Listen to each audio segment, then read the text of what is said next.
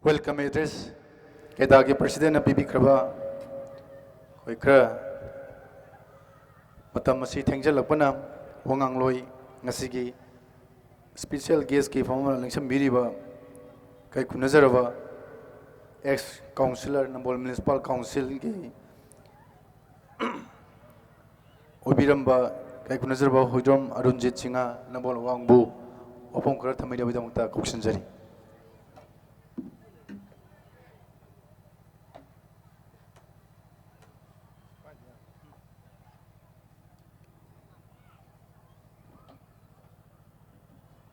ngasi koripaba sorgi masaigol warin kunjil lampak aina khangnariba mahirol gi mirol kayana thambiramba lampak sida ngasi Nambol bazar gi lairembi magi masaigol na hal makhai punsi gi lanpamda karbar tawdana hingnana bagi damakta bora Sinjak asibu sagon aduna laibiriba imaibel selise khwai punamaki boragi mahawdu ngasi di Manipur gi miyamda pak sanna khangananabagi wakhalonda amadi akoibagi environment gi pibamda hoji oirakliba social changes sing asigda khara doisu mateng pangna baiduna keta Nambolna pangthokliba thorom asidi Simdi lambi riba isil na using na ikoida nong matang yaubi duna mayam gemrak ta punmin na duna wari bata ikra sana nabi khudong saba pibi base ahan mamakta masigi damakta thagat saba tamjari loina na thorom masigi damakta dais da lengsin bin minariba kai kumna jariba ming panjarabda Sri Kondram Birmangol Singh Laipam Nambol Khori Laikai duga assistant sub inspector oina SB Tamilong gida hoji service to biriba kai khumna thamjari duga laminajari ba Sri Singa Kham Robindro Singh Nambol Awang social worker kai khumna thamjari loina na ngasi gi function asigi damakta baton phangduna lakpiribi amadi bora festival asigi campus manung da lengsin biduna saruk yaba lakpiriba ngasi gi dais da lengsin bigadaba masak nairaba mioi sing amadi bora stall hangbiduna makal kaya gi pot ki amadi sonda sana pot ki item singda stall hangbiduna ngasi gi bora festival sida thawai punna haminariba khwai punamakpo aigi site gi taramna oksaba musung kai khumnaba thamjari ngasi gi thormasida wahai amani aigi wakhal lagi haibi tare baton toraktana thamjaba tarabada hojiksi ngarang na andasu khabar dasu yamna inai Manipur se festival ngakta ngaire festival gi state festival pur haiba yare kaina haina ba lon si tholei makal kaya gi festival pangthong na rei singju gi bora gi atei tei haiba ya ba thon thon na kogi editorial column da wo haigatana naina khale aduna mana tawriba siliba group aduna organize tawjariba thorom dona tawriba target pige doriba benefit prajada khara kana ba phangan doba adu yi maru oiba maige singa du jeng biraga naini bi ba chungani haiba se aina khanjai paper gi kalam singdu paruraga sumaina sil lilang liba silnau sing gi group ki puningda koina tawri sibo anthok pa wakhal amadu ubirabra kaina khangi gadauba koi opposite sense rom da sakhi gadauba ka su manba thengnai adu Nambol gi maigai da tidim lambi da narma kai sigi lampak si koi gi sarkas to ba mai tare atopa lamgi mi sing laaga koi gi sarkas tawraga makoi gi magic ki item utpa aduga makoi gi ticketing madudi benefit lawgiba disana po yonba jwar gi item mayam sana dana tawgiba Madugi kaino adu maige sigi lamdam sigi naharul singna Manipur praja singna pamna dabadagi mafam asida koi adugumba sana kona bai thabak do satha gidre do football da sana leramba sana bungi koira kumai oramba mafam sida so Nambol kai thing da saidang dona lairemi gi manakta leimba imaibel selise khwai punamang asidi Nambol gi bora se mahau hena hana chanariba tasty sidagi magi flavor se amo hena hengkatna quality laina thamhange hai tarbadi sumain toba thorom se organize toro sinbi basi yamna darkar hoy bora si iman katien thokraga lairaga khoi ngamo oire imni hinjang kitang na teisa da bada katien negi bora du yauro harimni tidim lamis da paw na sakhi bai sinau mayamna nambol katien nga kumadi bora yom bhamda nga danati atai te mana masing da kaya thoina puning changjin de nambol ge bora haraga sum hainei hainei kaksing gi bora su koi ladu dona koi ladu akang badona matum taba kaksing gi bora su sum hainei adu nambol phangi ba bora makhal sina hena mato karam bano atek ano mapung bana phangba adu koi kendra ani ahum gi mayai oirapna khundaba nambol gi bazar ni mapam leibam se duna konthok jang gi oiro oinam gi oiro sonda mamangi kanorom dagi wangu sondagi lak kano dagi mamanglom dagi lak pasing oiro punamaki sida lairiba mana masing sing adai sida lairiba pat turel sidagi phangba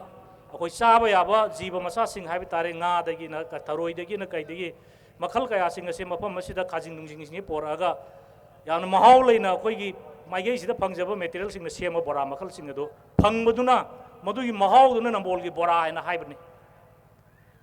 aduna hojikti awonba akoigi train tawruraba chinjak ki damakta train tawruraba koigi fast food ki damakta makhal kaya gi kano sing hangjil ibani chana thangna nabagi item sing si restaurant sei sida momo bo haibo chow chow bo haibo makhal kaya gi luxury tawba packaging taw phajan ba masak phajan ba nalan ba sigumba wang madigi lakpa item chinjak ki food item sing asina ngasi di akoigi chinjak mayam mangrabani akoigi hana sieng na sajaram ba sieng kabo phangdre kathienda mapung phana maduda akoigi vitamin gi item sing loina yawguna leijari bani health ta kanaba adu ngasi di akoi nuksin ngakta ngai ba plastic ki packet ama lupa 10 pi na angang da pijare dolo segai ru ba manung du nuksin ngakta di manung du yarom doido pangkhok na sabani di hungu na sabani alu na sakhai na sabani adu luxury du dai koigi economic ki khudong thiba su tholi bani sum sing se adu akoi na akoi gi chinjak ta phajana ꯑꯩꯈꯣꯏꯒꯤ ꯂꯩꯖꯕ ꯃꯪꯒ꯭ꯔꯥ ꯑꯩꯈꯣꯏꯒꯤ ꯂꯩꯖꯕ ꯍꯩꯀꯣꯜ ꯂꯩꯀꯣꯜꯗ ꯍꯧꯕ ꯃꯄꯣꯠ ꯃꯆꯩꯁꯤꯡ ꯑꯁꯤꯅ ꯁꯦꯝꯕ ꯌꯥꯕ ꯑꯆꯥꯄꯣꯠꯁꯤꯡ ꯑꯩꯈꯣꯏ ꯅꯤꯡꯊꯤꯅ ꯌꯣꯛꯈꯠꯄ ꯇꯉꯥꯏ ꯐꯗꯕ ꯂꯩꯔꯤ ꯍꯦꯛ ꯑꯌꯨꯛꯇꯒꯤꯅ ꯍꯣꯔꯦꯟ ꯅꯨꯃꯤꯗꯥꯡ ꯑꯩꯒꯤ ꯌꯨꯝꯗ ꯂꯩꯕ ꯑꯉꯥꯡ ꯃꯌꯥꯝꯁꯤꯡꯅ ꯑꯌꯨꯛꯇꯒꯤ ꯃꯕꯣꯛꯇ ꯃꯄꯥꯗ ꯃꯥꯒꯤ ꯑꯪꯀꯜꯗ ꯈꯣꯔꯥꯗ ꯑꯆꯥꯄꯣꯠ ꯂꯩꯕꯤꯌꯨ ꯍꯥꯏꯕꯗ ꯑꯩꯈꯣꯏ ꯐꯣꯡ ꯐꯣꯡ ꯁꯥꯕ ꯉꯁꯤꯗ ꯏꯅꯧ ꯅꯧꯕ ꯑꯆꯥꯄꯣꯠꯁꯦ ꯑꯩꯈꯣꯏ ꯄꯤꯖꯗ꯭ꯔꯦꯕ ꯑꯩꯈꯣꯏ ꯄꯦꯀꯦꯇꯤꯡ ꯑꯥꯏꯇꯦꯝ ꯉꯥꯛꯇ ꯉꯥꯏꯔꯦ ꯃꯤꯊꯥꯏꯗꯒꯤꯅ ꯑꯆꯥꯄꯣꯠ ꯕꯨꯖꯤꯌꯥ ꯄꯖꯤꯌꯥ ꯅꯨꯃꯤꯠꯀꯤ ꯃꯗꯩꯗ ꯄꯦꯀꯦꯠꯇꯨꯗ ꯇꯧꯔꯤꯕꯁꯤ ꯃꯦꯅꯨꯐꯦꯛꯆꯔ ꯗꯦꯠꯅ ꯀꯌꯥꯅꯣ ꯑꯦꯛꯁꯄꯤꯌꯥꯔꯤ ꯗꯦꯠꯅ ꯀꯩꯗꯧꯉꯩꯅꯣ ꯈꯪꯄꯣꯠꯇꯦ ꯕꯦꯁ ꯕꯤꯐꯣꯔ ꯌꯨꯖ ꯍꯥꯏꯔꯒ ꯕꯦꯁ ꯕꯤꯐꯣꯔ ꯌꯨꯖ 6 ꯃꯟ ꯍꯥꯏꯔ ꯂꯣꯏꯔꯦ ꯁꯥꯈꯤꯕ ꯅꯨꯃꯤꯠꯇꯨ ꯊꯦꯠꯇꯕꯅꯤ ꯑꯩꯈꯣꯏꯅ ꯌꯥꯝꯅ ꯀꯣꯝꯊꯣꯛꯅ ꯂꯩꯔꯕꯅꯦꯕ ꯑꯗꯨꯅꯗꯤ ꯑꯩꯈꯣꯏꯒꯤ ꯑꯉꯥꯡꯁꯤꯡꯁꯦ ꯃꯌꯥꯗ ꯇꯤꯟ ꯆꯥꯔꯛꯄ ꯃꯌꯥꯡ ꯀꯪꯁꯤꯜꯂꯛꯄ ꯇꯤꯟ ꯇꯣꯡꯕ ꯃꯁꯥꯗ ꯂꯩꯅꯥ ꯇꯤꯟꯅꯥ ꯆꯦꯟꯕ ꯑꯗꯨꯅ ꯑꯉꯥꯡꯁꯤꯡꯗꯁꯨ ꯍꯦꯜꯊꯀꯤ ꯄ꯭ꯔꯣꯕ꯭ꯂꯦꯝꯁꯤ ꯂꯥꯛꯄ ꯑꯗꯨ ꯑꯣꯏꯔꯒꯗꯤ ꯑꯩꯈꯣꯏ ꯅꯝꯕꯣꯜ ꯀꯩꯊꯦꯜꯗ ꯃꯔꯨꯑꯣꯏꯅ ꯌꯥꯝꯅ ꯇꯣꯏꯅ ꯆꯥꯅꯔꯤꯕꯁꯤ ꯕꯣꯔꯥꯁꯤꯃ ꯌꯥꯝ ꯐꯖꯅ ꯂꯧꯈꯠꯂꯦ ꯑꯌꯨꯛꯇꯅ ꯇꯟ ꯅꯨꯡ ꯀꯔꯤ ꯀꯔꯥ ꯆꯥꯔꯒꯁꯨ ꯕꯣꯔꯥꯁꯤꯃꯗꯤ ꯑꯉꯥꯡꯗꯒꯤꯅ ꯑꯍꯜꯗꯒꯤꯅ ꯈꯥꯛꯇꯅ ꯄꯨꯟꯅ ꯆꯥꯔꯦ ꯑꯗꯨꯕꯨ ꯍꯧꯖꯤꯛꯇꯤ ꯑꯃꯨꯛ ꯊꯥꯎ ꯆꯥꯔꯅꯨ ꯍꯥꯏꯔꯦ ꯀꯔꯝꯕ ꯊꯥꯎꯅ ꯍꯧꯔꯤ ꯔꯤꯐꯥꯏꯟ ꯉꯥꯛꯇ ꯑꯣꯏꯔꯝꯕ ꯌꯥꯏ ꯁꯤꯗ ꯍꯧꯔꯤꯁꯦ ꯑꯗꯒꯤꯗꯤ ꯇꯧꯔꯤꯕ ꯄ꯭ꯔꯗꯛꯁꯟꯁꯤꯡꯁꯤ ꯀ꯭ꯋꯥꯂꯤꯇꯤꯁꯤꯁꯨ ꯑꯩꯈꯣꯏꯅ ꯀꯟꯇ꯭ꯔꯣꯜ ꯇꯧꯕ ꯇꯥꯔꯛꯑꯦ ꯐꯍꯟꯕ ꯇꯥꯔꯛꯑꯦ ꯑꯩꯈꯣꯏ ꯕꯣꯔꯥ ꯐꯝꯕꯤꯔꯤꯕꯁꯤꯡꯁꯤ ꯔꯤꯐꯥꯏꯟꯅ ꯂꯣꯏꯅ ꯍꯧꯔꯝꯒꯅꯤ ꯍꯥꯏꯖꯕ ꯅꯠꯆꯗꯦꯀꯣ ꯑꯩꯅ ꯍꯥꯏꯖꯔꯤꯕꯁꯦ ꯑꯩꯈꯣꯏꯒꯤ ꯍꯦꯟꯅ ꯍꯥꯎꯅ ꯄꯨꯊꯣꯛꯅꯕ ꯍꯦꯟꯅ ꯃꯒꯨꯟꯁꯨ ꯂꯩꯍꯟꯕꯤꯅꯕ ꯍꯣꯠꯅꯕ ꯑꯗꯨꯒ ꯕꯣꯔꯥꯗꯨꯃ ꯄꯨꯊꯣꯛꯅꯕ ꯍꯣꯠꯅꯕꯗ ꯑꯗꯣꯝꯅ ꯁꯤꯖꯤꯟꯅꯔꯤꯕ ꯃꯦꯇꯔꯤꯌꯦꯜꯁꯤꯡ ꯂꯩꯕ ꯃꯇꯝꯗ ꯆꯪꯈ꯭ꯔꯤꯕ ꯑꯦꯛꯁꯄꯦꯟꯗꯤꯆꯔꯗꯣ ꯑꯗꯨꯁꯨ ꯔꯤꯀꯣꯚꯔꯤ ꯇꯧꯕ ꯉꯝꯅꯅꯕꯒꯤ ꯍꯣꯠꯅꯗꯨꯅ ꯄꯣꯠꯁꯦ ꯑꯐꯕ ꯊꯝꯕ ꯆꯪꯉꯦ ꯑꯗꯨꯒ ꯌꯥꯝꯅ ꯅꯤꯡꯊꯤꯅ ꯐꯖꯅ ꯌꯣꯛꯈꯠꯄ ꯆꯪꯉꯦ ꯍꯥꯏꯕꯗꯤ ꯅꯝꯕꯣꯜ ꯃ꯭ꯌꯨꯅꯤꯁꯤꯄꯥꯜ ꯀꯥꯎꯟꯁꯤꯜꯒꯤ ꯕꯖꯥꯔ ꯃꯅꯨꯡꯗꯨꯗ ꯐꯝꯃꯤꯕ ꯕꯣꯔꯥ ꯄꯣꯠꯐꯝꯁꯤꯡꯁꯦ ꯑꯩ ꯆꯍꯤ 5 ꯀꯥꯎꯟꯁꯤꯂꯔ ꯑꯣꯏꯖꯔꯝꯃꯕꯅꯤ ꯃꯐꯝ ꯑꯗꯨꯒꯤ ꯁꯦꯅꯤꯇꯦꯁꯟ ꯄ꯭ꯔꯣꯒ꯭ꯔꯥꯝꯗ ꯌꯥꯝ ꯊꯋꯥꯏ ꯌꯥꯎꯅ ꯍꯣꯠꯅꯖꯕꯅꯤ ꯑꯗꯨꯅ ꯑꯩꯅ ꯇꯥꯡꯅ ꯌꯣꯟꯖꯔꯤꯕ ꯄꯩꯁꯥ ꯆꯪꯅ ꯄꯣꯠ ꯆꯩ ꯇꯦꯛꯆꯔꯒ ꯌꯣꯜꯂꯤꯕ ꯕꯣꯔꯥ ꯑꯗꯨꯒꯤ ꯃꯅꯥꯛ ꯏꯀꯣꯏ ꯀꯣꯏꯕꯗꯨꯗ ꯑꯃꯣꯠꯄꯅ ꯋꯥꯏ ꯆꯥꯏꯔꯗꯤ ꯕꯣꯔꯥꯗꯨꯒꯤ ꯃꯍꯥꯎ ꯇꯪꯕ ꯀꯅꯥꯁꯨ ꯆꯪꯉꯛꯑꯣꯏ ꯑꯗꯥꯏꯗꯨꯁꯨ ꯑꯃꯨꯛ ꯍꯥꯏꯔꯝꯃꯅꯤ ꯏꯟꯚꯥꯏꯔꯟꯃꯦꯟꯠꯁꯦ ꯑꯗꯥꯏꯗꯨ ꯆꯤꯡꯒꯅꯦꯕ ꯑꯩꯅ ꯌꯣꯟꯖꯔꯤꯕ ꯄꯣꯠꯁꯦ ꯑꯩꯅ ꯀꯦꯖꯔꯤꯕ ꯁꯛꯁꯦ ꯌꯦꯡꯕꯤꯔꯤꯕ ꯃꯤꯗꯨꯅ ꯐꯖꯩ ꯍꯥꯏꯕꯤꯗ꯭ꯔꯗꯤ ꯀꯦꯔꯨꯕꯩ ꯀꯥꯟꯅꯗꯦꯅ ꯏꯁꯩꯗꯕꯨ ꯍꯥꯏꯅꯔꯤꯗꯅ ꯑꯗꯨꯃꯥꯏꯅ ꯇꯧꯗꯅ ꯑꯩꯅ ꯁꯦꯡꯅ ꯅꯥꯟꯅ ꯍꯧꯖꯔꯤꯕ ꯕꯣꯔꯥꯁꯦ ꯆꯥꯕꯤꯗ꯭ꯔꯕꯗꯤ ꯀꯔꯤꯝ ꯀꯥꯟꯗ꯭ꯔꯦ ꯑꯗꯨꯑꯣꯏꯗꯤ ꯏꯟꯚꯥꯏꯔꯟꯃꯦꯟꯠ ꯑꯀꯣꯏꯕꯗꯨꯗ ꯂꯩꯔꯤꯕ ꯃꯐꯝꯗꯨꯒꯤ ꯁꯦꯅꯤꯇꯦꯁꯟ ꯄ꯭ꯔꯣꯒ꯭ꯔꯥꯝ ꯌꯥꯝꯅ luna nana pakat drakar oire ngasidi yamna nana choki de ngorok ngona thara table ka si nala phamna mayam si yam phayeng da taru tarana yam male si japalungi ki phibam ga male adu morin bora phum ka tienda haijin gra gadi kamain to ba haning ki phibam du ta grani adu gadi bora yon bi ri ba sto lang bi ri bis lau singda adom khar ke bi ro laiba koi gi restaurant sing fast food sing toriba aki ngau toriba moi gi standard thak to adu mak phau yo ngam dra ba su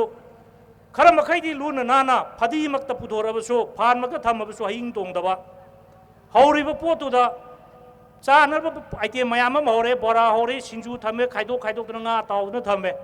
madai ya khoi ba hing mayam do paira di madu di chaning ba do po oni aduga nambol bora mut khine bi maram su oi gani adu nambol bora gi yelo mai de ge buri bazar ai duna war ari suba lan gi mamang da lakhiba British Army Japan Army sing na bora sakri begi wari lairi bani nambol katel da aduna ni ngasi nambol katel ni bora maming chali base aduna nupi sing dana iru jadana lu na nana phajai na sandon chawa thin dana yamna wana hona jariba adu gi mahai duna ngasi di nambol bora maming chakhalak dana sili langli bi sinau sing sina karamba item da karamba thabok makhal da paikhallaga di kudong saga da ge khalak da nambol bora ana maming tholo nambol bora festival pangtok oiramgani aina khale nambol bora festival pangtok pasina nambol bazar lu na nana ba maram am su oige dori bani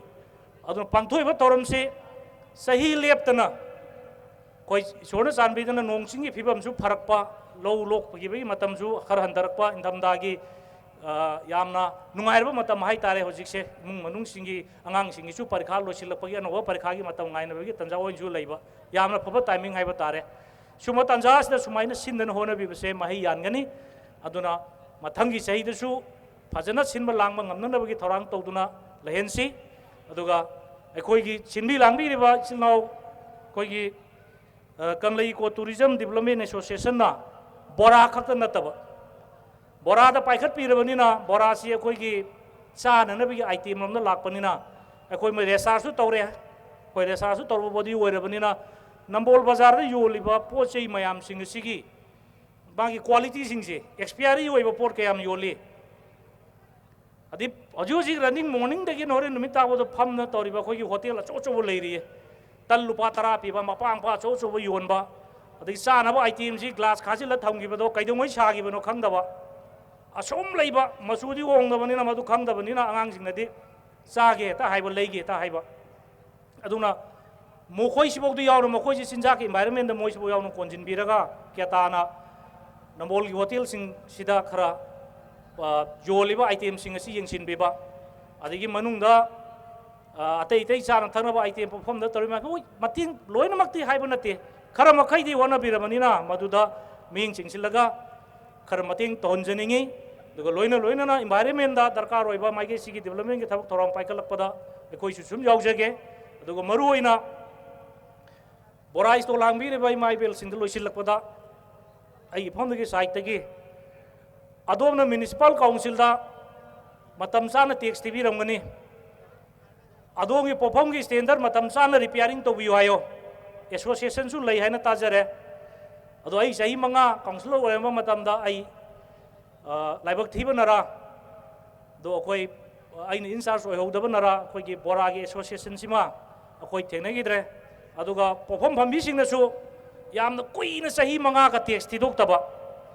asum ai phama badini haiduna maboki maming dagal sum leibagumba di ma khoi gi maben boki maming dagal leibagumba khoi gi vendor licensing se adumaina loi la helabani na ngasai gi so the revenue collector da su municipal council da su ai da sol e aduna repairing to go da ba bora sawa lai bai sinau sing adu gi khoi nambol bazar gi lugo da ba ke ga da ba sanitation gi program sing tham go da ba drain gi kari gi bora gi perform sing se na na tham go da do budget su sarkar gi pikna lakpani na semba ngamdaba oiba aduna yamna phajana lura na thabo si sai sai ahan bagi he isana paijeri be vendor license se pairing ai da tax tiring ai da to pom na mullaroi dong ne ba yumdu gi property oina sum leiragum bane pata taraga leiragum bane ba adu gi isa gi vendor ni na isana na no hona biro phangjeri be squat put kare do madai isa gi lanai una su thada biro lura na na phambiro duga sahi gi oina नत्रगा सही decade अमगिरा सही तरागी मनुंगदा अमुक्तंगदी repairing तौबियो संगसे अदु तौबियो ने association दुनसु यामना कन municipal के side pressure पिबिरो अदु ओरगदी नंबोल बोरा assume लेरनी अदुगा festival तौबदुसु माइ पानी हंतक तौरिबा यामना तेन advertisement से यामना तेन मनिरा मी सी खितंग तौबद मी से अदुगी मति यामना पुल्ले फजन पुल्ले एडवर्टाइज याम तेन तौई कोई नौरंग ला लोइना होनजरी से मतम यामना तेन सुमाइना तौदुरेबा पाउतागिबगा तौरकपन हांजिलकपगनी अदुन मतिंग पांगनिंगबा मी मयामदा ऑर्गेनाइज तौन वरी सागदो खोकदो मयाम वा लौरंगनेरा अइन खंजे अदुना मथंगी सहीददी खरा पाक्थोक साक्थोकना खरगा चाउना तौबो याननबा दो अखोइगी स्कोंदा बोरा स्टॉल सिंगसे हेना मथंगददी हेना यामननबा हेना लेरेक्तबो फंबसिंग लेदना ओंली नंबोल बाजार खतंग उरोइसोएबा नंबोल कथेलदा फंबदु खक्तना बोरा ममिंग चलमना नते लेरेक्ता फंबा हनुबियमगी सिंजु माहौ चलने दुंगै थियांगी सिंजु हाय अखोइना पाखंग ओरिङेदा अदसु बोरा यावरिबनी अखोइगी लेकाइदा हाइजिलागा सबल लेकाइदा हाइदरगा बोरा स्टॉल मयाम लेरिबा लेकाइगी मोइसिंगदुसु स्टैंडर्डाइज अपग्रेड तौहनबा दरकार ओएबा अफबा मखलगी केनो तौननबा सिगी सुंगी करी हाइतारे अखोइगी अवेयरनेस प्रोग्राम गी वखलोन पुसिनबिरगा मोइबुसु यावहनबिदना अचुमै खुदोंग साबसे पिबिरगदी हेना चाउना मोयना मी यामना सु यामना तिनमा मी यामना सु याम पाम प्रोग्राम अम ओइगनी हाइबसे थमजरगा अइगी वाहि खरा अइना हाइजनिंगबदो साइसिदा टेंसिनजरी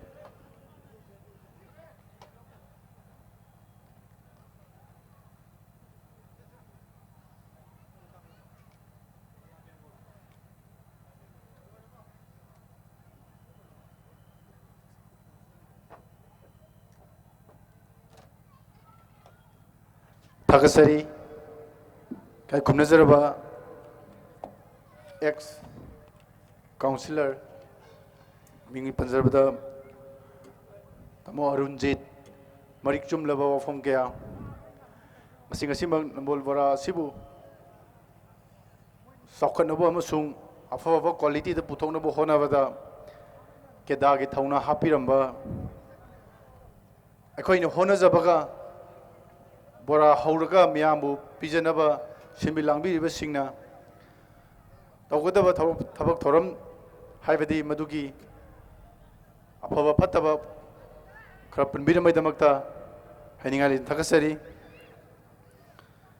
मथंगदा वफंगा तमिनबदा कोक्सिनजरी सिंगाकम रुबिंद्रो नंबर ओंग लेकाई सोशल वर्कर नाकपीगनी महाग तंग थैदोखरे करिगुंबा मखादा कुमथगिबसी मथंग अखोइगी महाग चंगप मतमदा मुकुदोंग चाब लौजरगा आई खुमनजरबा खोंद्राम बीरमंगोल Singh Nambol Khuri Leikai assistant sub inspector Tamenglong SP काय खुमनजरबा सारना ngasiगी नंबर बारा फेस्टिवल की मरम दो फुंगा थमीनबा कुक्सनजरी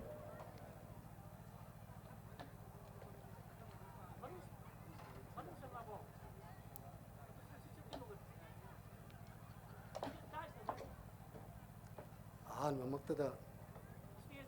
लमदम मसिबु कोनबिरिबा लाइनिंग थौ खोरी पाबा पाइबुंगो अमदि इमा सनिंग लारिंबि इमाबु थागोन konsinjaraga nungukchari mathangda ngasigi dais da election biriba Sri Widrom Arunjit Singha ex councillor nambol awangbu busu ko nojari mathangda Sri Chingakam Robindro Singh graduate teacher Nambol अवांग बुसु काय खुमना बुचरी आइदे थोदो एंदोना स्टेज दा वांगांग बसिंग असिना आहान बने हाइता यामना हाइनिंग आइसु लाइते ममांगदा आइगी नाव Ibungo x councillor अरुणजितना Marik zumba वाफम कया थंबिग्रे नसी थवाई कुबाकता हापतना तुम चाब खांगदब मखै नंबोल के बोराबु सिंखटपिदुना अमदि तिदिम साइटा सिगुम्बा बोरा फेस्टिवल असिबु पांगथोकपा ngamnanaba होनबिरिबा Kanglei Eco Tourism Development Association ki organizing committee bu ngasi ayaki thamoi dagi hainingai leitana thagat chaba phongdok chari matangda mamangda marik sumna thambiga binina kaya thoina hainingde aina makha tarakpada bazar chapada laikai da office da koige nambon bora festival ki bora si tangi maman yamna wangi haina asigumba wafam ngakta thambire masigi matangda stol hangbiri ba silinau singna isalisia singna maman kitang handabiraga asigum laba nambol bora festival asibu he namapung phana na ba khara khara mamandu hanthabiraga yonbiraga di ngasigi bora festival asi khara mapung matung ta pada mapung phagadra haina aigi mota thamjaninge mathang sahidadi handaki hanbo oire mathang chahi dadi asidagi he na chawba asidagi he na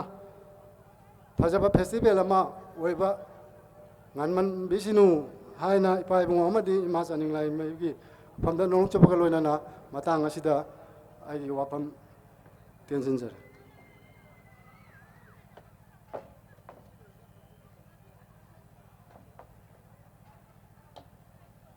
Thagasari kai kunazarba kundam birmangol assistant sub inspector Tamenglong SP telapna mamal yamna wafum khara thambiramba akoigi ngasigi special guest da phamigadaba masai makai kudongcha da khara dagi tang tengthena lingbirakpa hojik koigi phumam langde lengsam bikraba Kundram Milan Singh Ulau Chanu Rabu am maktada kai khunu usabag loinana koigi samjaba kudol board lengyan phi amatang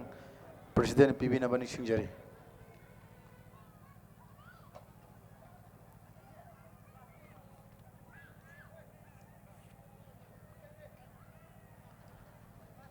wangang loi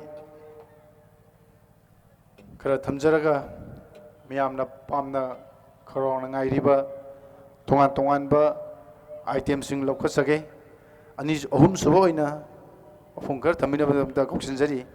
singa kham Robindro number owang laikai social worker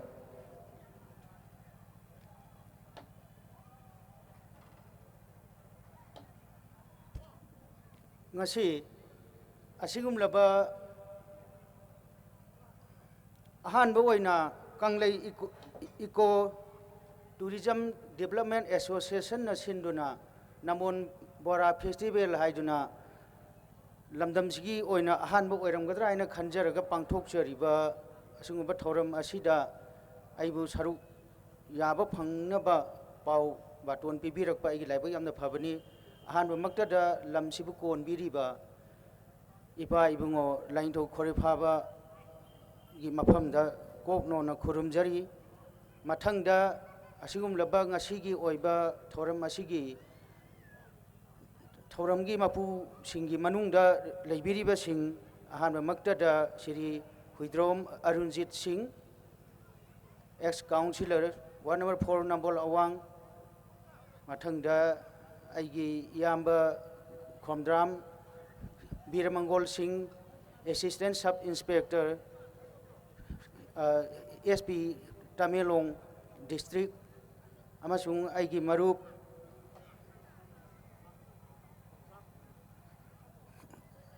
Ulau Chanurari lengbirakpa Khomdram Binat Singh amasung ngasigi bora festival asibu sinbi langbiriba amasung festival asida stall hangduna saruk yabiriba amasung print and media gi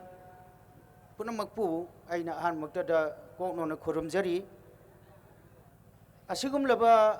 ꯑꯩꯈꯣꯏ ꯃꯇꯝ ꯃꯇꯝꯒꯤ ꯑꯣꯏꯕ festival ꯍꯥꯏꯕꯗꯤ ꯑꯩꯈꯣꯏꯒꯤ ꯆꯥꯛꯀꯧꯕ ꯃꯇꯝꯗꯅ ꯆꯥꯛꯀꯧꯕꯒꯤ ꯐꯤꯔꯣꯟꯒꯤ ꯃꯦꯂꯥ ꯍꯥꯏꯒꯗ꯭ꯔꯥ ꯑꯗꯒꯤ ꯉꯥꯒꯤ ꯃꯇꯝꯗ ꯉꯥꯒꯤ ꯃꯦꯂꯥ ꯍꯥꯏꯒꯗ꯭ꯔꯥ ꯑꯗꯒꯤ ꯃꯇꯝ ꯃꯇꯝꯒꯤ ꯕꯨꯛ ꯐꯤꯌꯔ ꯍꯧꯖꯤꯛ ꯍꯧꯖꯤꯛ ꯇꯧꯔꯤ ꯃꯅꯤꯄꯨꯔꯒꯤ ꯑꯣꯏꯅ ꯏꯟꯗꯤꯌꯥꯒꯤ ꯃꯅꯨꯡꯗ ꯃꯃꯤꯡ ꯂꯩꯔꯕ ꯃꯌꯥꯝ ꯑꯃꯅ ꯌꯥꯎꯗꯨꯅ ꯑꯁꯨꯝꯅ ꯑꯉꯥꯡꯁꯤꯡꯒꯤ ꯄꯔꯤꯈꯥꯁꯨ ꯂꯣꯏꯈꯤꯕꯒꯤ ꯃꯊꯪ ꯑꯃꯨꯛ ꯇꯧꯕꯒꯤ ꯑꯍꯥꯡꯕ ꯃꯇꯝ ꯑꯃꯁꯨꯡ ꯑꯏꯪꯕꯁꯨ ꯂꯣꯏꯁꯤꯜꯂꯛꯄ ꯌꯥꯝꯅꯁꯨ ꯆꯥꯕ ꯊꯛꯄ ꯍꯥꯎꯕ ꯃꯇꯝꯁꯤꯗ ꯑꯩꯈꯣꯏ ꯅꯝꯕꯣꯜ ꯕꯣꯔꯥ ꯐꯦꯁꯇꯤꯚꯦꯜ ꯍꯥꯏꯗꯨꯅ ꯑꯁꯤꯒꯨꯝꯂꯕ ꯀꯪꯂꯩ ꯏꯀꯣ ꯇꯨꯔꯤꯖꯝ ꯗꯤꯕꯂꯞꯃꯦꯟ ꯑꯦꯁꯣꯁꯤꯌꯦꯁꯟꯅ ꯄꯥꯡꯊꯣꯛꯄꯤꯔꯤꯕ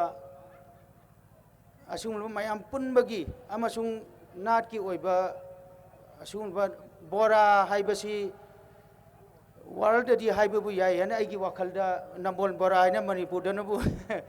ꯃꯌꯥꯝ ꯆꯪꯗꯅ ꯌꯥꯝꯅ ꯍꯥꯎꯅ ꯊꯨꯝꯅ ꯆꯥꯗꯨꯅ ꯃꯇꯝ ꯂꯦꯟꯕꯁꯨ ꯑꯣꯏꯕ ꯍꯛꯆꯥꯡꯗꯁꯨ ꯀꯥꯟꯅꯕ ꯑꯣꯏꯕ ꯑꯩꯈꯣꯏ ꯁꯤꯗ ꯄꯨꯊꯣꯛꯏꯕ ꯊꯧꯔꯝ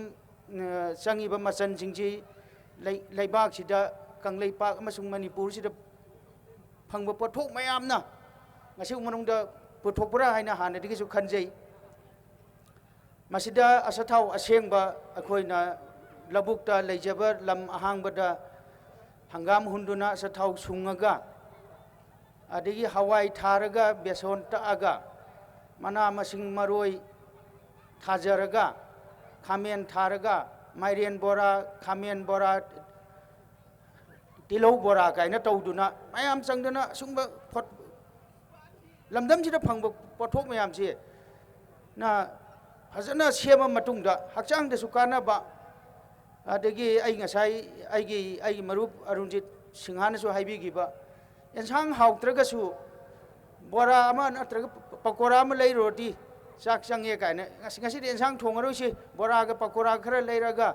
ꯉꯁꯤꯗꯤ ꯑꯗꯨꯝ ꯍꯥꯎꯅ ꯆꯥꯔꯁꯤ ꯀ ꯍꯥꯏꯕꯁꯤ ꯌꯨꯝꯊꯣꯡ ꯈꯨꯗꯤꯡꯒꯤ ꯍꯥꯏꯅꯕ ꯋꯥꯍꯩꯅꯦꯅ ꯈꯟꯖꯩ ꯑꯁꯨꯃꯥꯏꯅ ꯇꯧꯗꯨꯅ ꯑꯩꯈꯣꯏꯒꯤ ꯑꯇꯣꯞ ꯑꯇꯣꯞꯄ ꯏꯁꯇꯣꯜ ꯈꯔꯁꯨ ꯌꯥꯎꯕꯤꯔꯦ ꯂꯥꯏꯕꯛ ꯌꯥꯝ ꯐꯕꯅꯤ ꯑꯁꯤꯒꯨꯝꯕ ꯏꯁꯇꯣꯜ ꯑꯁꯤꯗ ꯀꯅꯥꯒꯨꯝꯕ ꯈꯔꯅꯁꯨ ꯅꯝꯕꯣꯜ ꯕꯣꯔꯥꯗꯤ ꯆꯪꯕꯗꯁꯨ ꯄꯩꯁꯥ ꯂꯨꯄꯥ 30 ꯂꯧꯋꯦ ꯍꯩꯌꯦ ꯕꯣꯔꯥꯁꯨ ꯌꯥꯝ ꯇꯥꯡꯉꯤ ꯍꯩꯌꯦ ꯀꯥꯏꯅ ꯍꯥꯏꯅꯕꯁꯨ ꯌꯥꯎꯏ ꯑꯩꯈꯣꯏ ꯋꯥꯈꯜꯗꯗꯤ ꯈꯜꯂꯤ ꯍꯧꯖꯤꯛꯀꯤ ꯃꯇꯝꯁꯤꯗ ꯄꯩꯁꯥꯒꯤ ꯚꯦꯂꯨꯁꯤ खरा नेमथरक्पा हाइगद्रा करी हाइदोनो अखोइना गाड़ी अमा थमतमद लुपा 10 नत्र 10 असौबा अमा खामबदना मखों मरी अहुम नत्र मरी पाले लुपा 10 लौरे अनि पामने लुपा 10 लौरे पुंग अदु पोइना जैजा अखोइना संगभम सिगी अदुदी मसाना लोबम थोकनेना खले अदगिदी सारी थैबा मयाम सिंगी मसरिदा लू नाना तौरिसी यामना फजब मवोंगदा आई पुंसीददी अहानबा ओइना खनजै ngasi uba kanose lu nanba masung ngasigi drisya se uriba sabam thapom mayam punbidana tawriba singse ai punsidadi yamna mayek sengna taru tanana akoigi phata hodi tongdabagi mahik yaudabagi style da minna ubada wakhalna nungai di punamak phabagi wakhalda aisu yam phayena khanjare asumna अखोगी मतम खरगी festival सि खक्ता नतना नमोन बोरा सि अखोइना खंगपदा नमोन कैथेलगी लंबी मयादा मतमदु अखोइना चा मतम अथोंना हाउना चाग्रे यामना तरु तनाना थाउगसि हानगी थाउनगा हौदबी ngasi थाउजि लोगेते हैदोखिबी कायना तौनादना अदु मतमदु तौरमराइना आइना खनजै मदुगी महाउसे अदु मांगहनदना हौजि फाउबा आइगी वखलदा तौयेना खनजै तौसु तौबियु अदुगा ngasi लुना नाना तौरि समाइना अखोइ नम्बोल कैथेनदा नम्बोल म्युनिसिपल काउन्सिलना लाइसेंस पीदुना असुगुमलबा बोरा स्टॉल सिंग लैरिसिंगसे अखोइगी एसोसिएशन की मखादा फजना लैरिबनी थागी सहीगी मागी licence fee थीदना मफम पीदना Luna Nana तौबसे ngasi tawis maina adasu hangraga mafam khurimakta matam khurimakta aina tawhonjeningi masi tawdi haibasu nasade asumna tawram matungda akhoigi office halakpagi nungdaram kaithen karubagi porchai leirubagi angang gi sana pot leiba porchai phiro leiba oiro ngasi as Nambon Bora se hainai haibasi Manipur akoina khangpadi hojik bobo adum tari nungju nungai hausu hawi maru toraga khara am saraga khara am leira puraga yumda horen nungdangi sak chabadaga masida bora amani ga hapaga sak chabagi mahawdo hojik bo kaudri akhoisu nong phado adum tawri pone asumna yamna luna nana amasung wakhal nungaina sabi duna mayam si asuma festival asibu tungkoina handak sahi sidagi haubasina sahi khunigi matam chana matam naina sidagi hena pak chauna pangthokpa ngambu oisinu aisu angama mateng khara pangjaram ge sahi khunigi su aina ngamige pangjage na khali se hari ngasi gi lakpiriba amasung stall tawiriba mayam punamupu print media punamupu aina thagatchaba phongdokchari masi hari matang je loisenjarag Tagasari, kai kunazarava, Yamba Rubindro, Nambolong Lekai, social worker bu, Piklabasu, Yamna Tuna Amagloin na Kedana Sinjaba, Haita Sinjaba Sibu, Matang Olokpa Sahida, Hena, Tobungam Naba, Tuan ba Mating Pangbige, Nasi Maksu, Tokjeramgi, Takpiramba, Haningali dan Tagasari, Nasigi, function asigi aroiva oina ofong khara thamina bidamakta koksinjage kondram milan ulau sanu rabu kai kunazar ba ojabu ofong khara thamina bidamakta koksinjare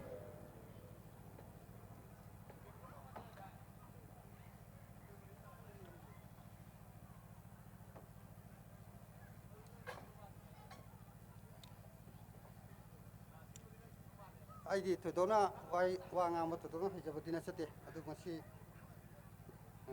koigi kanglei iko tourism development association na pangtok piriba koigi bara festival asi ki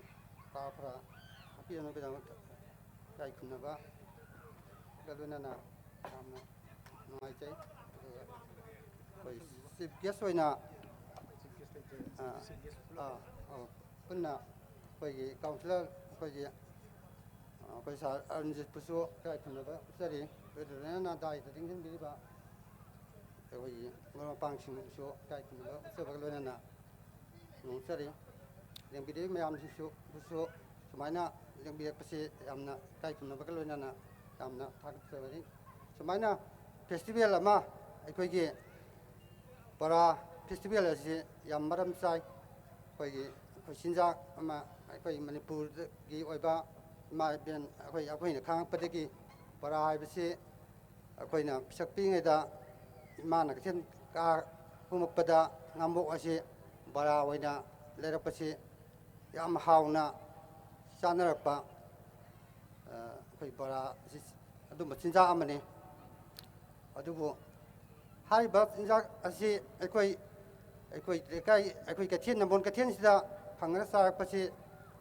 mafam kuding matasu loina phangnai adubo nambon bora hairaga Manipur mafam kuding mata akoine nambol son salubada bora ga noi nambon bora ana haibire adubo bora festival haibasidi Manipur gi oiba pangthokpa yaba pol amani apumbagi oiba ni haiba lauba yai na khanjai ai wa khandedi mamdi aikoina jinja ajibu kan nauna bagi damakta ni aina khanjari ba wakhalonde aikoige umoro ana haisi haujikti kari haige da Manipur di puthok pot ama oibani adubo haujikti kari haige Nagaland dagi puthok point tawre Nagaland siri haraga khangna khare sigumba aikoina kan nauna na baina mata wakhalondu thamjani aduga akoina akoigi Shanghai festival haragasu amutang chalaga amutang chapa phanggadaba adu mafam gudi mata pangthobani na madugi belu du leslaktaba adum tawdana akoi amaka mafam amata da nambon sida pangthogasu koi nambol khaktana गी नते मयाम गिनी हाइना खमजनिंगी मणिपुर की पोथोक अमनि हारिबा अखोय हाना बरासी मरो याउदबिदा अमा तौदबिदा मतु मतु मचा मचा हाना हौगा खै हाना चानरे हजिकती मखन मखन बरा कया मा हौनरे अदुना मसी यामना चाउबा फेस्टिवल अमा पांथोगदी हेन मपुंग फारकपा चिंजा असिबु हेन फाबा अमनि हाबसी अदुगा लोइना लोइना आइना मैम हेन तिन्ननबैदमक्ता कोई बरा बुस्कन तो पीरियो पुथोपीरिबा पोजोकसे पुथोपीरिबसी साय कोई ममांगसु हाबिगरे हाय हेना तांबा खोटपा तौरगदी मैम लाकपदु खरा वाटनागद्रा काइतंग ममनदु खरा येंगागा तौपीरगदी मपुंग फाबा हेना पुंग फागनी हेना अदो फेस्टिवल असुदु हेन हेन मपुंग फारखिगनी हायबगी वखलोन नमसु हमजनिंगी आई थोदोना हाइसी हारगा तांगसिदा आई रसिनजगे थागसरी काय खुनजरबा खोंद्राम मिलन उलौ चनुरादगी ngasiगी सचजरिबा नम्बोल बरा फेस्टिवल की पांथोलिबा थबक थोरम सिंग असिबु तेलमना वफुंग खरा थमिरबैदमक्ता सिंजल लांजरिबा केदागी माइकैदगी हराव नुंगाय फोंदोकसरी ngasiगी दाइ सिलेक्शन बिरिबा क्वाइ पुनमपु मिंगोइना पंजरबदा Khondram Birmangol Singh Nambol Khuri Leikai assistant sub inspector SP Tamenglong अनिसुबदा जिंगाखम रविंद्र नंबोल अवांग लेकाई सोशल वर्कर मतंगसिना Huidrom Arunjit Nambol Awang Leikai ex councillor Nambol municipal council मरिसुबदा खोंद्राम मिलन उलौ चनुरा ngasiगी फंक्शन असिबु मतम साना लाकबिदुना नंबोल बरा फेस्टिवल की सिंबिलांबिरिबा केदाबु नुसिबिदुना लेंबिरक्तुना ngasiगी दाइसा फंबिदमक्ता हाइनिंगा लेना थागसरी ngasiगी ओइनदी फॉर्मल फंक्शन मतंग सिदा टेंशन जगे लाकबिरिबा क्वाइ पुनम पोसिंजे लांजरिबा सिंगी तरफतगी काय खुनुबु सरी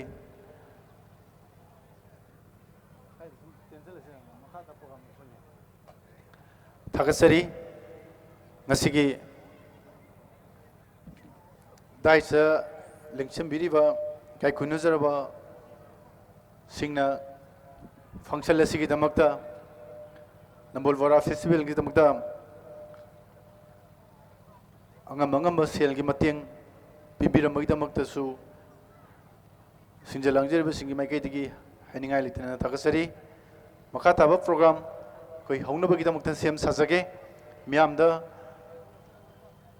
अमुक्तंग थमजगे फॉर्मल फंक्शन लोइसन खरबा अहानबा प्रोग्राम मियामगी येंगलगा अमसुंग नंबोल बरा फेस्टिवल बुनुंगसिबिजुना कोइना हाइजरुबदा हराव हरावनि लेंबिरक्पा इकाय खुमनजरबा इरमदा मणिपुर की तोंगान तोंगानबा लमदा हाइबदी सुमांग लीला मणिपुरी फिल्म जगोई असिन सिंगबा कयादा ममिंग लेरबा ngasi ngasimak सुमांग लीला दा यावबिरिबा मिंगोइना पंजरबदा देनी अमसुंग सनातोन हारिबा अनिगी हौजी हौजिमक कोकटपगी तंजा अदु लौजरगा मखोइदगी तोंगान तोंगानबा नुंगाइरबा फिल्म की लीला की मरमदा खंगमिना होबगी तंजा अदु लौनबैदमक्ता केदाना सिंजबनी मियाम पुनमगना खरगा मपानदा लेबा सिंगना खोंगलै थुंगलै लेंसन बिरगलो लोइनाना कोइगी अकोइबदा लेरिबा बोरा सारिबा सिंग अमदी तोंगान तोंगानबा स्टोन सिंगदा संबिदुना पोचै येंगबिरिबा लेबिरिबा सिंगना खरगा मांगदा लेंसन बिदुना मांगदा थारिबा चक्री अमसुंग मांगदा लेंसन बिदुना नुंगाइरबा mid star गुमलबा programme असिबुसु मियंग ताबियो हाइदुना सिंजलांजरिबा सिंगी माइकैदगी निसिंजरी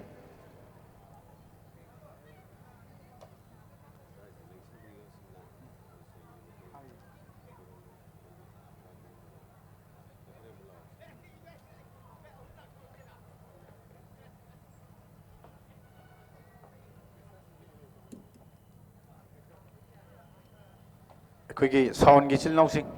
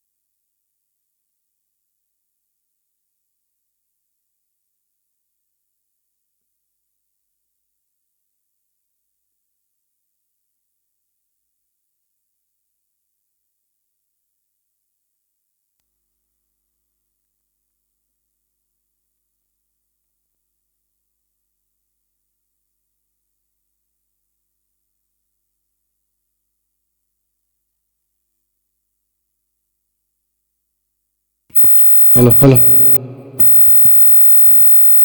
Hello, hello.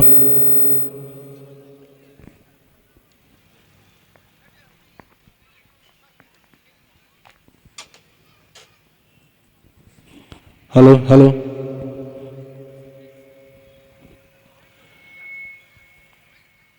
Nambol Bora Festival numit nipani sa tajagadaba asigi ngasi taruni jamba numit numela sida thamjariba program sing sai mamangdagi su nising duna lagli hoji hoji mak akoi gi stage ki nakanda leidun leibire manipur gi masak nairaba somang lila amasung film gi lamda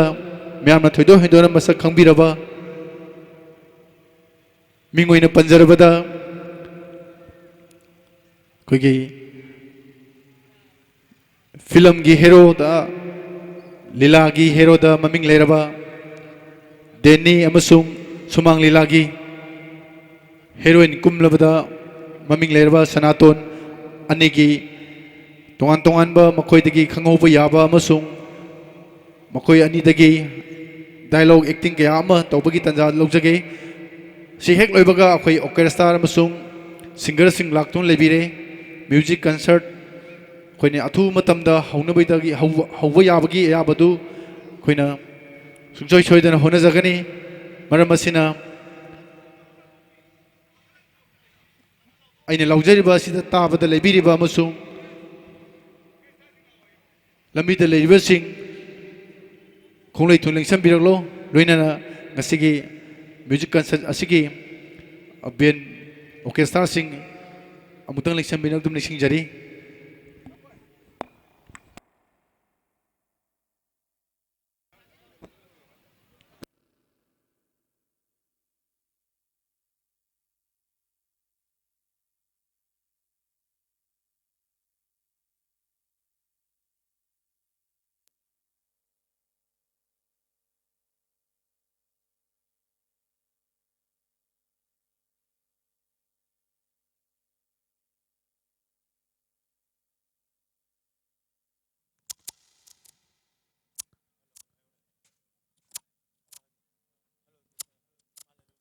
Hello, hello.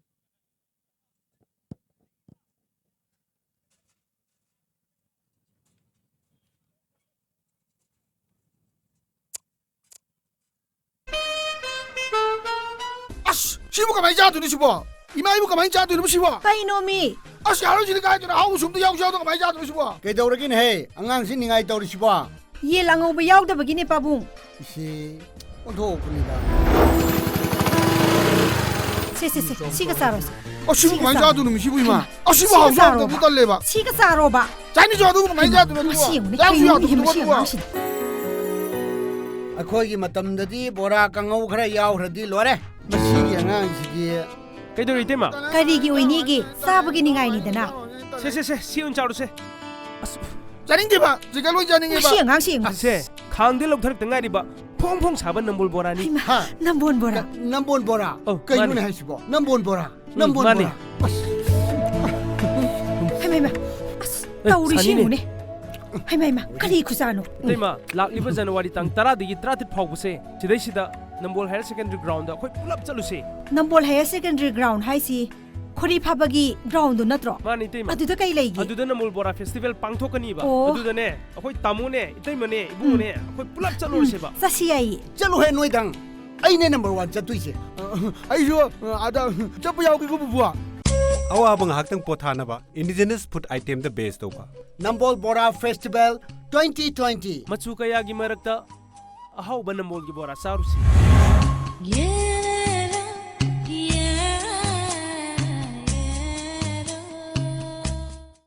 ꯁꯦ ꯆꯥꯛꯁꯤ ꯆꯥꯔꯣꯁꯤ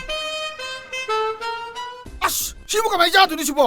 ꯏꯃꯥ ꯏꯕꯨ ꯀꯃꯥꯏꯅ ꯆꯥꯗꯣꯏꯅꯣ ꯁꯤꯕꯣ ꯀꯩꯅꯣꯃꯤ ꯑꯁ ꯌꯥꯔꯣꯏꯁꯤꯗꯤ ꯀꯥꯏꯗꯅꯣ ꯑꯍꯥꯎꯕ ꯁꯨꯝꯗ ꯌꯥꯎꯁꯨ ꯌꯥꯎꯗ ꯀꯃꯥꯏꯅ ꯆꯥꯗꯣꯏꯅꯣ ꯁꯤꯕꯣ ꯀꯩꯗꯧꯔꯒꯦꯅꯦꯍꯦ ꯑꯉꯥꯡꯁꯤ ꯅꯤꯡꯉꯥꯏ ꯇꯧꯔꯤꯁꯤꯕꯣ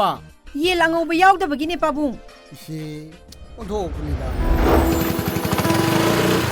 ꯁꯦ ꯁꯤꯒ ꯆꯥꯔꯣꯁꯤ ꯑꯁꯤꯕꯨ ꯀꯃꯥꯏꯅ ꯆꯥꯗꯣꯏꯅꯣ ꯁꯤꯕꯨ ꯏꯃꯥ ꯑꯁꯤꯕꯨ ꯍꯥꯎꯁꯨ ꯍꯥꯎꯇꯕ ꯇꯜꯂꯦꯕ 시가 싸러봐. ꯆꯥꯏꯅꯤꯁꯨ ꯑꯗꯨꯕꯨ ꯀꯃꯥꯏꯅ ꯆꯥꯗꯣꯏꯅꯣ 맛이 ꯁꯤꯕꯣ 없네. ꯌꯥꯎꯁꯨ ꯌꯥꯎꯗꯕ 맛이 ꯁꯤꯕꯣ 맛이. ꯑꯩꯈꯣꯏꯒꯤ ꯃꯇꯝꯗꯗꯤ ꯕꯣꯔꯥ ꯀꯥꯡꯉꯧ ꯈꯔ ꯌꯥꯎꯈ꯭ꯔꯗꯤ ꯂꯣꯏꯔꯦ ꯃꯁꯤꯒꯤ ꯑꯉꯥꯡꯁꯤꯗꯤ ꯀꯩꯗꯧꯔꯤ ꯏꯇꯩꯃ ꯀꯔꯤꯒꯤ ꯑꯣꯏꯅꯤꯒꯤ ꯆꯥꯕꯒꯤ ꯅꯤꯡꯉꯥꯏꯅꯤꯗꯅ. ꯁꯦ ꯁꯤ ꯑꯣꯏꯅ ꯆꯥꯔꯨꯁꯦ ꯆꯥꯅꯤꯡꯗꯦꯕ ꯆꯤꯀꯟ ꯂꯣꯏ ꯆꯥꯅꯤꯡꯉꯦꯕ ꯃꯁꯤ ꯑꯉꯥꯡꯁꯤ ꯑꯁꯦ ꯈꯥꯡꯗ ꯂꯧꯊꯔꯛꯇ ꯉꯥꯏꯔꯤꯕ ꯐꯣꯡ ꯐꯣꯡ ꯁꯥꯕ ꯅꯝꯕꯣꯜ ꯕꯣꯔꯥꯅꯤ ꯍꯥ 남본 보라. ꯅꯝꯕꯣꯟ ꯕꯣꯔꯥ ꯑꯧ, ꯀꯩꯅꯣꯅꯦ ꯃꯥꯅꯤ. ꯍꯥꯏꯁꯤꯕꯣ ꯅꯝꯕꯣꯟ ꯕꯣꯔꯥ ꯅꯝꯕꯣꯟ ꯃꯥꯅꯤ. ꯕꯣꯔꯥ ꯑꯁ 하이마이마. 따우리 잔이네. 시우네. 하이마이마. 그리 구사노. 이때마 락리버 자누와리 땅 따라디기 따뜻 파우부세 지대시다 넘볼 하이어 세컨드리 그라운드 거의 풀업 짤루세 넘볼 하이어 세컨드리 그라운드 하이시 코리 파바기 그라운드 너트로. 마니 이때마 아두다 까이 레이기. 아두다 넘볼 보라 페스티벌 빵토카니바 오. 아두다네 거의 따모네 이때마네 이부네 거의 풀업 짤루세바 사시야이. ꯆꯠꯂꯣꯍꯦ ꯅꯣꯏꯗꯪ ꯑꯩꯅꯦ ꯅꯝꯕꯔ 1 ꯆꯠꯇꯣꯏꯁꯦ ꯑꯩꯁꯨ ꯑꯗ ꯆꯠꯄ ꯌꯥꯎꯒꯦꯀꯣ ꯕꯨꯕꯨ ꯑꯋꯥꯕ ꯉꯥꯏꯍꯥꯛꯇꯪ ꯄꯣꯊꯥꯅꯕ ꯏꯟꯗꯤꯖꯤꯅꯁ ꯐꯨꯗ ꯑꯥꯏꯇꯦꯝꯗ ꯕꯦꯁ ꯇꯧꯕ ꯅꯝꯕꯣꯜ ꯕꯣꯔꯥ ꯐꯦꯁꯇꯤꯚꯦꯜ 2020 मचु कयागी मरक्ता अहाउबा नम्बोलगी बोरा चारुसी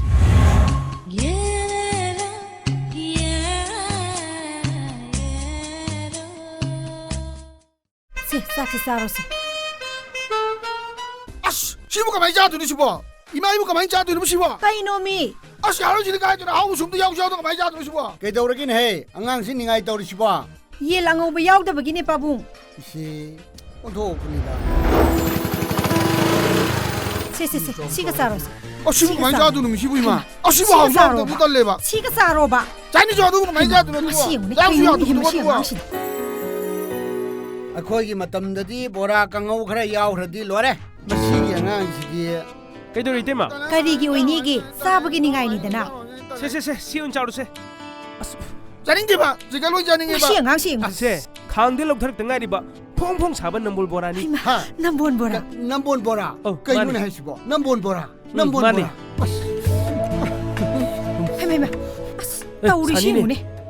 하이마이마. 그리 구사노. 이때마 락리버 자누와리 땅 따라디기 따뜻 파우부세 지대시다 넘볼 하이어 세컨드리 그라운드 거의 풀업 짤루세 넘볼 하이어 세컨드리 그라운드 하이시 코리 파바기 그라운드 너트로. 마니 이때마 아두다 까이 레이기. 아두다 넘볼 보라 페스티벌 빵토카니바 오. 아두다네 거의 따모네 이때마네 이부네 거의 풀업 짤루세바 사시야이. ꯆꯠꯂꯣꯍꯦ ꯅꯣꯏꯗꯪ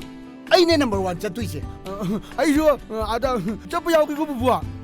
ꯑꯋꯥꯕ ꯉꯥꯏꯍꯥꯛꯇꯪ ꯄꯣꯊꯥꯅꯕ ꯏꯟꯗꯤꯖꯤꯅꯁ ꯐꯨꯗ ꯑꯥꯏꯇꯦꯝꯗ ꯕꯦꯁ ꯇꯧꯕ ꯅꯝꯕꯣꯜ ꯕꯣꯔꯥ ꯐꯦꯁꯇꯤꯚꯦꯜ 2020 मचु कयागी मरक्ता अहाउबा नम्बोलगी बोरा चारुसी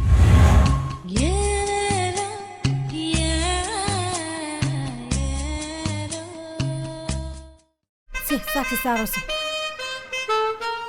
아씨 시부 가만히 짜두니 시부 이마 이부 가만히 짜두니 시부 까이노미. 아씨 야로지니 가이드나 아우 숨도 야우 야우도 가만히 짜두니 시부 ꯀꯩꯗꯧꯔꯒꯦꯅꯦꯍꯦ ꯑꯉꯥꯡꯁꯤ ꯅꯤꯡꯉꯥꯏ ꯇꯧꯔꯤꯁꯤꯕꯣ ꯌꯦꯟ ꯑꯉꯧꯕ ꯌꯥꯎꯗꯕꯒꯤꯅꯦ ꯄꯥꯕꯨꯡ. 이시 온토프니다. 세 시가 싸로시. 시부 가만히 짜두니 시부 이마 시부 시가 하우스 하우도 싸러봐. 달래봐 시가 싸러봐. 짜이니스 아두고 가만히 짜두니 맛이 없네. 야우 야우도 맛이 누가 맛이. ꯑꯩꯈꯣꯏꯒꯤ ꯃꯇꯝꯗꯗꯤ ꯕꯣꯔꯥ ꯀꯥꯡꯉꯧ ꯈꯔ ꯌꯥꯎꯈ꯭ꯔꯗꯤ ꯂꯣꯏꯔꯦ ꯃꯁꯤꯒꯤ ꯑꯉꯥꯡꯁꯤꯗꯤ 그대로 이때마 그리기 오이니기 싸버기 닝아이니다나. 세세세 시온 짜루세 짜닝게봐 지가 로이 짜닝게봐 맛이 응앙시. 아세 강대 럭터럭 등가리바 퐁퐁 사번 넘볼 보라니 하 남본 보라. 남본 보라 많이. 그이노네 하시고 남본 보라 남본 많이. 보라 하이마이마. 따우리 잔이네. 시우네. 하이마이마. 그리 구사노. 이때마 락리버 자누와리 땅 따라디기 따뜻 파우부세 지대시다 넘볼 하이어 세컨드리 그라운드 거의 풀업 짤루세 넘볼 하이어 세컨드리 그라운드 하이시 ꯈꯣꯔꯤ ꯐꯥꯕꯒꯤ ꯒ꯭ꯔꯥꯎꯟꯗꯨ ꯅꯠꯇ꯭ꯔꯣ ꯃꯥꯅꯤ ꯏꯇꯩꯃ ꯑꯗꯨꯗ ꯀꯩ ꯂꯩꯒꯦ ꯑꯗꯨꯗ ꯅꯝꯕꯣꯜ ꯕꯣꯔꯥ ꯐꯦꯁꯇꯤꯚꯦꯜ ꯄꯥꯡꯊꯣꯛꯀꯅꯤꯕ ꯑꯣ. ꯑꯗꯨꯗꯅꯦ ꯑꯩꯈꯣꯏ ꯇꯥꯃꯣꯅꯦ ꯏꯇꯩꯃꯅꯦ ꯏꯕꯨꯡꯅꯦ ꯑꯩꯈꯣꯏ ꯄꯨꯂꯞ ꯆꯠꯂꯨꯔꯁꯦꯕ ꯆꯠꯁꯤ ꯌꯥꯏꯌꯦ ꯆꯠꯂꯣꯍꯦ ꯅꯣꯏꯗꯪ ꯑꯩꯅꯦ ꯅꯝꯕꯔ 1 ꯆꯠꯇꯣꯏꯁꯦ ꯑꯩꯁꯨ ꯑꯗ ꯆꯠꯄ ꯌꯥꯎꯒꯦꯀꯣ ꯕꯨꯕꯨ ꯑꯋꯥꯕ ꯉꯥꯏꯍꯥꯛꯇꯪ ꯄꯣꯊꯥꯅꯕ ꯏꯟꯗꯤꯖꯤꯅꯁ ꯐꯨꯗ ꯑꯥꯏꯇꯦꯝꯗ ꯕꯦꯁ ꯇꯧꯕ ꯅꯝꯕꯣꯜ ꯕꯣꯔꯥ ꯐꯦꯁꯇꯤꯚꯦꯜ 2020 ꯃꯆꯨ ꯀꯌꯥꯒꯤ ꯃꯔꯛꯇ ꯑꯍꯥꯎꯕ ꯅꯝꯕꯣꯜꯒꯤ ꯕꯣꯔꯥ ꯆꯥꯔꯨꯁꯤ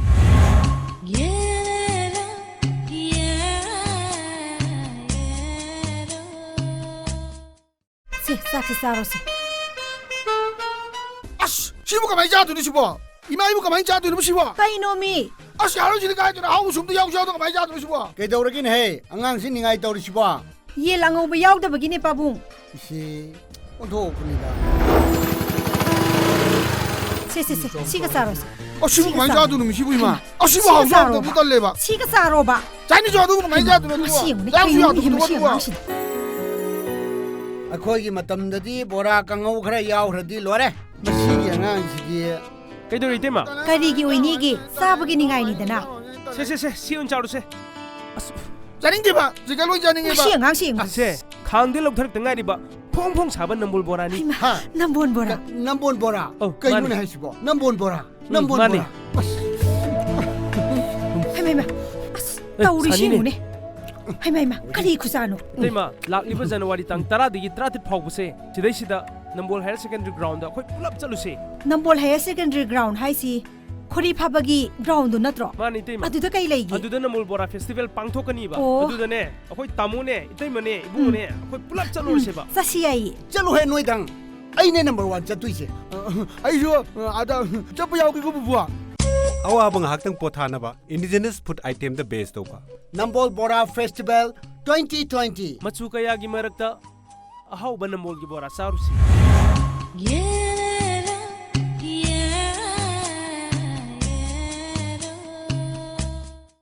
세 ꯆꯥꯛꯁꯤ ꯆꯥꯔꯣꯁꯦ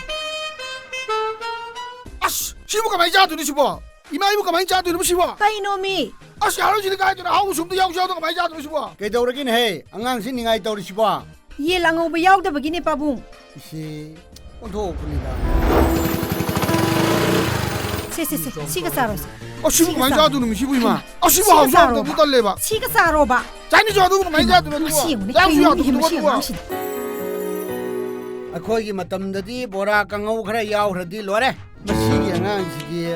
ꯀꯩꯗꯧꯔꯤ ꯏꯇꯩꯃ ꯀꯔꯤꯒꯤ ꯑꯣꯏꯅꯤꯒꯤ ꯆꯥꯕꯒꯤ ꯅꯤꯡꯉꯥꯏꯅꯤꯗꯅ 세 ꯁꯤ ꯑꯣꯏꯅ ꯆꯥꯔꯨꯁꯦ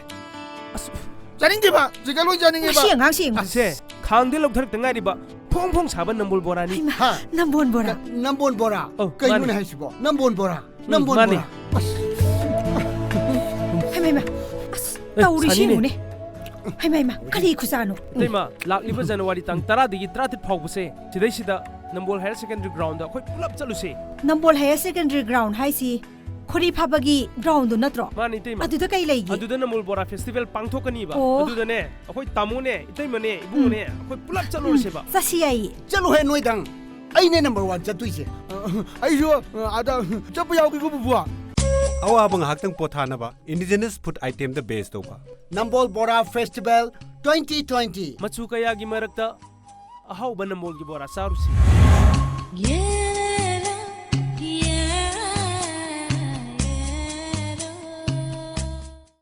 세 ꯆꯥꯛꯁꯤ ꯆꯥꯔꯣꯁꯦ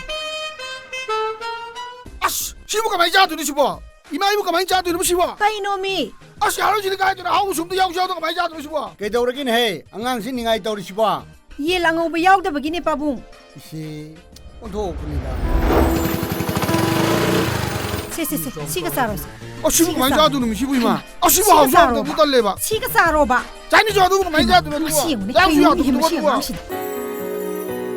ꯑꯩꯈꯣꯏꯒꯤ ꯃꯇꯝꯗꯗꯤ ꯕꯣꯔꯥ ꯀꯥꯡꯉꯧ ꯈꯔ ꯌꯥꯎꯈ꯭ꯔꯗꯤ ꯂꯣꯏꯔꯦ ꯃꯁꯤꯒꯤ ꯑꯉꯥꯡꯁꯤꯒꯤ ꯀꯩꯗꯧꯔꯤ ꯏꯇꯩꯃ ꯀꯔꯤꯒꯤ ꯑꯣꯏꯅꯤꯒꯤ ꯆꯥꯕꯒꯤ ꯅꯤꯡꯉꯥꯏꯅꯤꯗꯅ 시 오늘 자루세 자nin게봐 제가 로이 자nin게봐 시 ꯑꯉꯥꯡꯁꯤ 아세 강대 럭터럭 등가리바 퐁퐁 사번 넘볼 보라니 ꯅꯝꯕꯣꯟ ꯕꯣꯔꯥ 남본 보라 어, 그이분에 많이. 하시고 남본 보라 남본 많이. 보라 하이마이마 떠우리 잔이네. 시무네 하이마이마 그리 구사노 이때마 락리버 자누와리 땅 따라디기 따라tit 파우부세 지대시다 넘볼 하이어 세컨드리 그라운드 ꯑꯩꯈꯣꯏ ꯄꯨꯂꯞ ꯆꯠꯂꯨꯁꯦ ꯅꯝꯕꯣꯜ ꯍꯥꯌꯔ ꯁꯦꯀꯦꯟꯗꯔꯤ ꯒ꯭ꯔꯥꯎꯟ ꯍꯥꯏꯁꯤ ꯈꯣꯔꯤ ꯐꯥꯕꯒꯤ ꯒ꯭ꯔꯥꯎꯟꯗꯨ ꯅꯠꯇ꯭ꯔꯣ ꯃꯥꯅꯤ ꯏꯇꯩꯃ ꯑꯗꯨꯗ ꯀꯩ ꯂꯩꯒꯦ ꯑꯗꯨꯗ ꯅꯝꯕꯣꯜ ꯕꯣꯔꯥ ꯐꯦꯁꯇꯤꯚꯦꯜ ꯄꯥꯡꯊꯣꯛꯀꯅꯤꯕ ꯑꯣ ꯑꯗꯨꯗꯅꯦ ꯑꯩꯈꯣꯏ ꯇꯥꯃꯣꯅꯦ ꯏꯇꯩꯃꯅꯦ ꯏꯕꯨꯡꯅꯦ ꯑꯩꯈꯣꯏ ꯄꯨꯂꯞ ꯆꯠꯂꯨꯔꯁꯦꯕ ꯆꯠꯁꯤ ꯌꯥꯏꯌꯦ ꯆꯠꯂꯣꯍꯦ ꯅꯣꯏꯗꯪ ꯑꯩꯅꯦ ꯅꯝꯕꯔ 1 ꯆꯠꯇꯣꯏꯁꯦ ꯑꯩꯁꯨ ꯑꯗ ꯆꯠꯄ ꯌꯥꯎꯒꯦꯀꯣ ꯕꯨꯕꯨ ꯑꯋꯥꯕ ꯉꯥꯏꯍꯥꯛꯇꯪ ꯄꯣꯊꯥꯅꯕ indigenous food item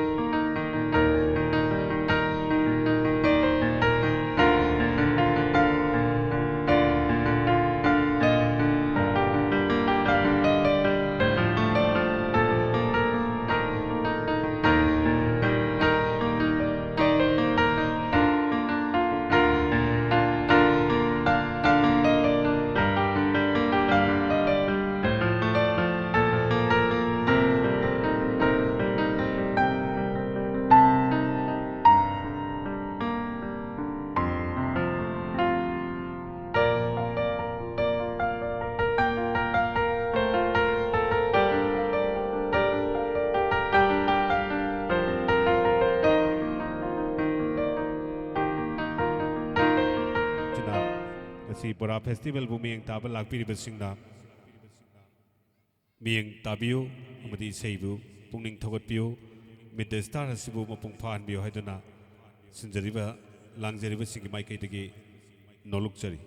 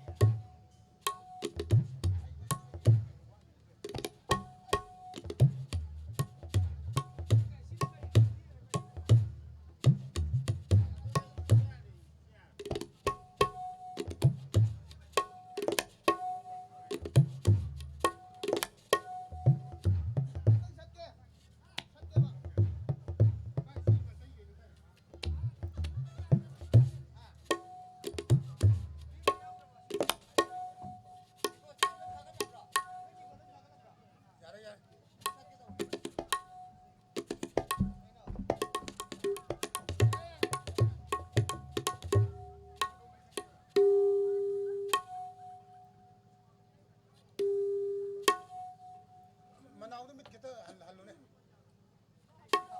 Mit kira hallo manaw.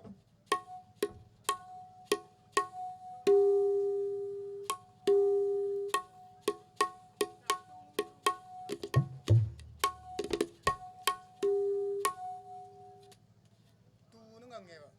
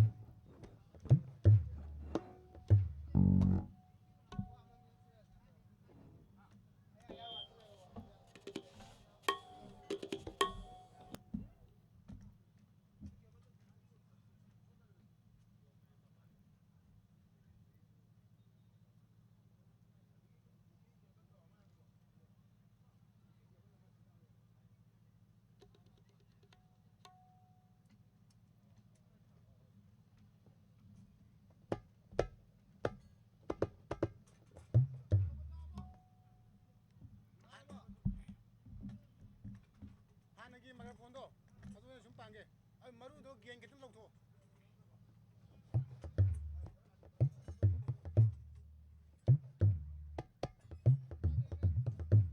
ꯌꯥꯔꯦ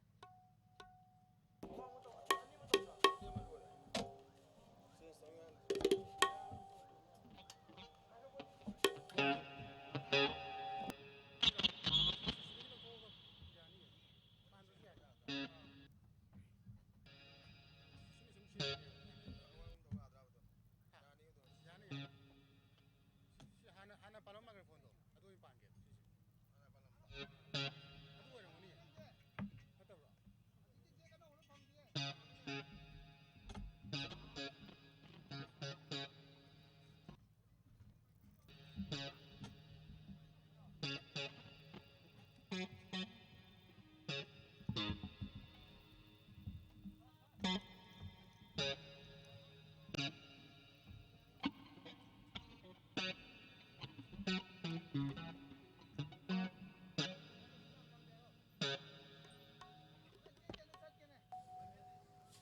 ꯅꯠꯇꯕ꯭ꯔꯣ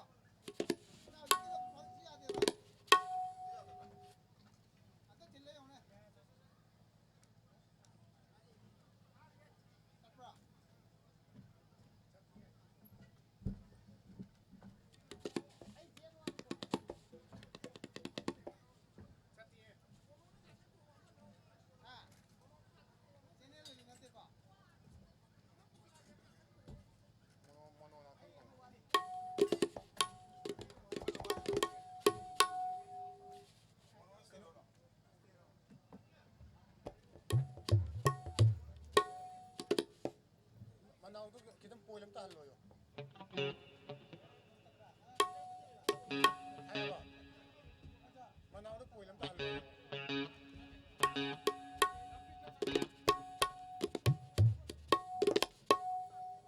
ꯌꯥꯔꯦ ꯌꯥꯔꯦ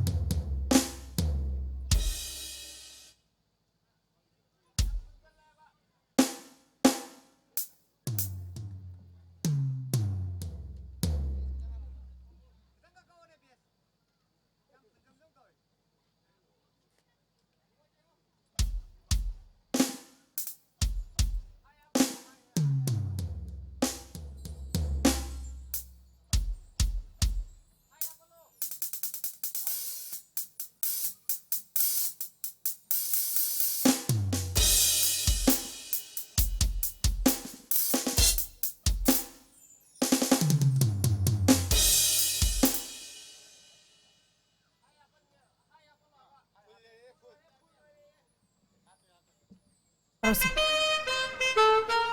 아씨, 시부 가만히 자두는 시부. 이마 이부 가만히 자두는 시부. 까이놈이 아씨, 할아버지 가야되나 하고 숨도 야우샤도 가만히 자두는 시부. 그래도르긴 해. 안강신 닝아이 떠오르 시봐. 예 랑어부 야우다버기네 빠붕. 시 온도군이다.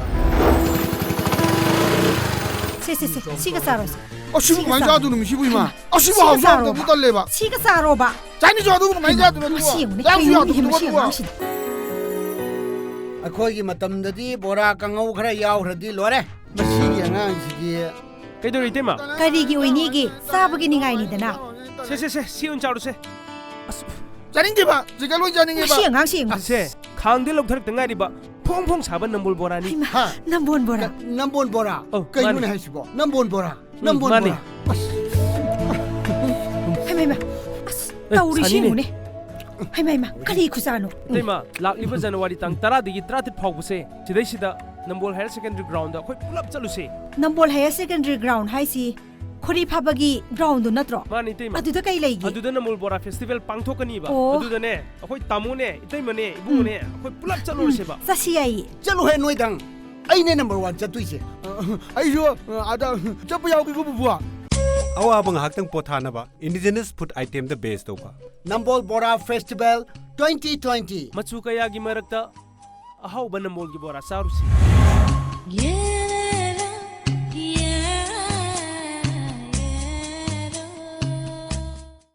세 싸치 싸로스. 아씨, 시부 가만히 자두는 시부. 이마 이부 가만히 자두는 시부. 까이놈이 아씨, 할아버지 가야되나 하고 숨도 야우샤도 가만히 자두는 시부. 그래도르긴 해 안강신 닝아이 떠오르 시봐 예 랑어부 야우다버기네 빠붕. 시 온도군이다 세세세 시가 싸로스. 아, 시부 가만히 자두는 시부 이마. 아, 시부 시가 하고 숨도 싸러 못 달래봐. 시가 싸러봐. 자니 좋아도 가만히 자두는 시용네. 야우샤도 까이놈이 못 시용 달래봐. 망신. ꯑꯩꯈꯣꯏꯒꯤ ꯃꯇꯝꯗꯗꯤ ꯕꯣꯔꯥ ꯀꯥꯡꯉꯧ ꯈꯔ ꯌꯥꯎꯈ꯭ꯔꯗꯤ ꯂꯣꯏꯔꯦ ꯃꯁꯤꯒꯤ ꯑꯉꯥꯡꯁꯤꯗꯤ ꯀꯩꯗꯧꯔꯤ 이때마 까리기 오이니기 싸버기 닝아이니드나. 세세세 시운 자루세 자닝게봐. 제가 로이 자닝게봐. 시영 항시영. 아세 강대 럭터럭 등아리바 퐁퐁 잡은 넘볼 보라니 이마 남본 보라. 남본 보라 많이. 그이문에 하시고 남본 보라 남본 많이. 보라 하이마이마. 나 우리 잔이네. 시용네. 하이마이마. 까리 구사노. 이때마 락리버 자누와리 땅 따라디기 트라tit 파우부세 지대시다 넘볼 하이어 세컨드리 그라운드 ꯑꯩꯈꯣꯏ ꯄꯨꯂꯞ ꯆꯠꯂꯨꯁꯦ 남볼 하이어 세컨드리 그라운드 하이시 코리 파바기 그라운드 너트로. ꯃꯥꯅꯤ 이때마 아두다 까이 레이기. ꯑꯗꯨꯗ ꯅꯝꯕꯣꯜ ꯕꯣꯔꯥ ꯐꯦꯁꯇꯤꯚꯦꯜ ꯄꯥꯡꯊꯣꯛꯀꯅꯤꯕ ꯑꯣ. ꯑꯗꯨꯗꯅꯦ ꯑꯩꯈꯣꯏ ꯇꯥꯃꯣꯅꯦ 이ꯇꯩꯃꯅꯦ 이ꯕꯨꯡꯅꯦ ꯑꯩꯈꯣ이 ꯄꯨꯂꯞ ꯆꯠꯂꯨꯔꯁꯦꯕ 싸시야이. ꯆꯠꯂꯨꯍꯦ ꯅꯣꯏꯗꯪ ꯑꯩꯅꯦ ꯅꯝꯕꯔ 1 ꯆꯠꯇꯣꯏꯁꯦ 아이쇼 아다 쩌뿌 야우기 그 부부야. ꯑꯋꯥꯕ ꯉꯥꯏꯍꯥꯛꯇꯪ ꯄꯣꯊꯥꯅꯕ ꯏꯟꯗꯤꯖꯤꯅꯁ ꯐꯨꯗ ꯑꯥꯏꯇꯦꯝꯗ ꯕꯦꯁ ꯇꯧꯕ ꯅꯝꯕꯣꯜ ꯕꯣꯔꯥ ꯐꯦꯁꯇꯤꯚꯦꯜ 2020 ꯃꯆꯨ ꯀꯌꯥꯒꯤ ꯃꯔꯛꯇ ꯑꯍꯥꯎꯕ ꯅꯝꯕꯣꯜꯒꯤ ꯕꯣꯔꯥ ꯆꯥꯔꯨꯁꯤ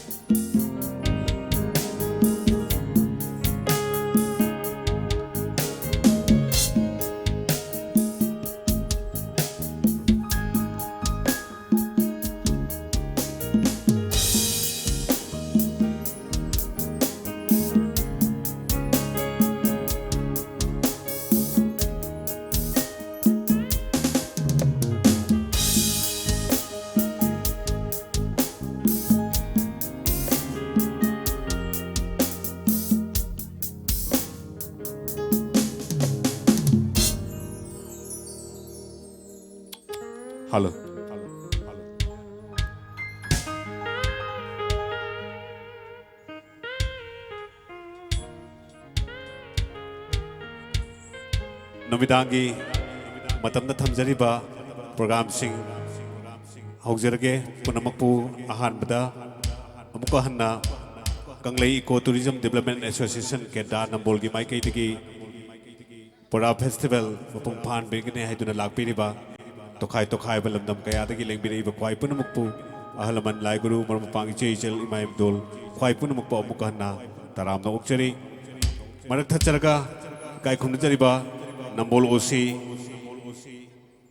नंबोल पीएस की ओसी sir Subhash Chandra कोंथौजमना ngasi keta nambol na sinjariba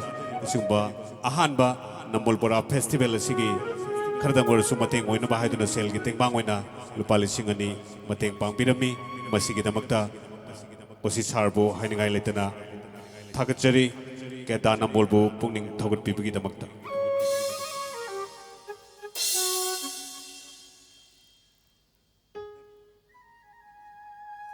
aduga ani subada Konjengbam Inauton Singh Special Contractor Lema Popam Awang Lekai Mahang Nasu Kanglei Eco Tourism Development Association Keda na Sinjariba Namol Bora Festival Sida Khardangor Sumateng Oina Bikidamakta Sel Gitengbang Oina Lupa Lishingani Tengbang Pirami Masigitamakta Thagachari Sar Ani Matampunamakta Isorna Thozan Biba Oirasano Haidana Keda Nambol Gi Maikai Digi Kok nona isor ki khoya khada kurumjari hojikti sei nomai gi thorom satha jaba hojage duga marakta sangnai raba film actor sumang lila gi actor anikhak koina kokut charga kogi mid star gi thorom yamna telappa amaga thamjage madugi mangoinana hamom sadananda hojik anganba matamdagi lungthilgi matamdagi festival si koina chatuna mieng tabiru gi tungda Bora sabi rup kitungda hojikti isai thoromda muk mai onsin birakle mafam masida isai sakpa loiraga atop atop mafam kaya da chatke gadobnina yam thengthana leibagi kudong sabadu lejadabadagi isai gi tangkak mathak chakat charga mahake special oina mangda thamjage aduga mid star continue tawjage thank you very much thagachari kai khumnajariba sanalai pak manipur gi tomthin ngal liba adulba saknai raba saisakpa amadi film actor Sri Hamom Sadananda. Please welcome Mayam Kubak.